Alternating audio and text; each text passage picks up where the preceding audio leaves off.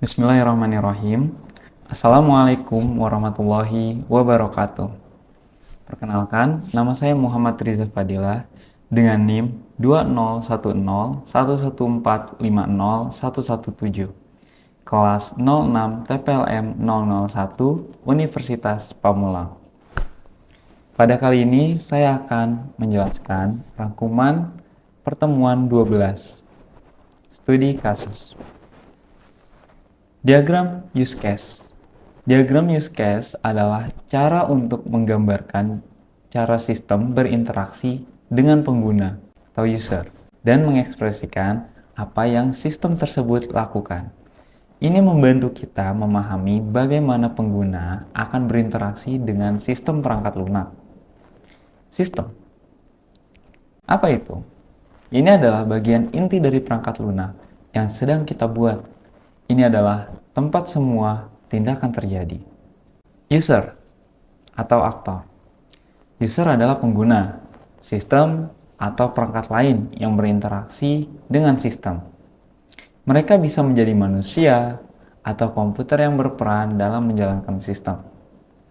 Use case. Use case adalah gambaran singkat dari apa yang sistem lakukan.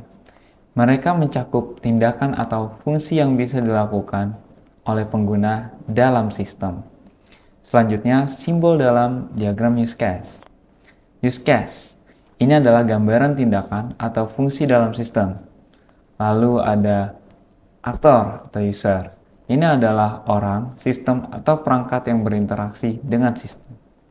Asosiasi, ini menunjukkan hubungan antara aktor dan use case. Extend atau perpanjangan, ini menunjukkan use case tambahan yang terhubung ke use case utama dan hanya berjalan jika beberapa kondisi tertentu terpenuhi. Include atau inklusi. Ini menunjukkan bahwa suatu use case membutuhkan use case lain untuk menjalankan fungsi tertentu. Generalisasi. Ini menunjukkan bahwa satu use case adalah variasi dari use case lain. Adapun langkah-langkah pembuatan diagram use case. Identifikasi pengguna bisnis yang terlibat dalam sistem. Lalu, identifikasi use case sebagai persyaratan bisnis. Kemudian, buat model use case dengan menjelaskan tindakan apa yang bisa dilakukan oleh pengguna dalam sistem. Lalu, dokumentasikan cerita atau naratif use case sebagai persyaratan bisnis. Selanjutnya, activity diagram. Activity diagram adalah cara untuk menggambarkan alur kerja sistem atau proses yang berurutan dalam sistem.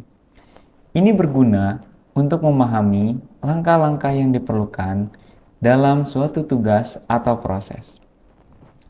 Selanjutnya, desain terstruktur. Desain terstruktur adalah cara untuk memecah masalah besar menjadi elemen-elemen yang lebih kecil dan terorganisir dengan baik. Ini membantu dalam merancang solusi yang lebih mudah dimengerti dan dimodifikasi. Dalam desain terstruktur, kita memperhatikan dua konsep, yaitu kohesi dan kopling. Apa itu kohesi? Kohesi yaitu tingkat keterkaitan antara elemen-elemen dalam satu modul. Semakin tinggi kohesi, maka semakin baik. Lalu ada kopling, yaitu tingkat ketergantungan antara modul. Artinya semakin rendah kopling, maka semakin baik. Selanjutnya, desain berorientasi fungsi. Desain berorientasi fungsi adalah cara untuk memecah sistem menjadi beberapa fungsi yang lebih kecil. Ini membuat sistem lebih mudah dimengerti. Misalnya, dalam sistem perbankan, setiap fungsi mungkin mencakup tugas seperti pengelolaan akun atau transfer dana. Selanjutnya, desain berbasis objek. Desain berbasis objek adalah pendekatan di mana sistem dipandang sebagai kumpulan objek yang memiliki atribut dan pelaku. Objek berinteraksi satu sama lain untuk mencapai tujuan sistem. Ini membantu dalam membuat sistem lebih modular dan fleksibel.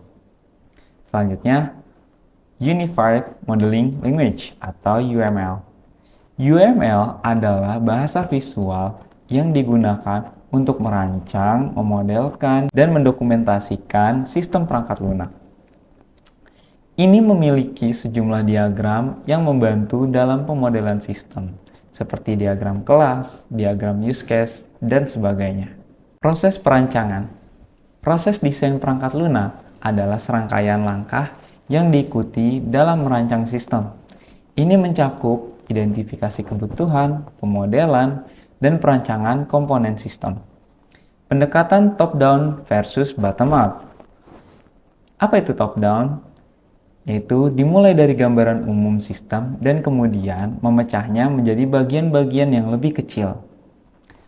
Lalu ada pula bottom-up, yaitu dimulai dari komponen yang paling spesifik dan membangunnya ke atas untuk membentuk sistem keseluruhan. Nah, jadi itu dia penjelasan dari rangkuman pertemuan kali ini. Semoga penjelasan ini dapat membantu kita dalam memahami materi kali ini. Kurang lebihnya, komen di kolom komentar ya. Sekian dari saya. Wassalamualaikum warahmatullahi wabarakatuh.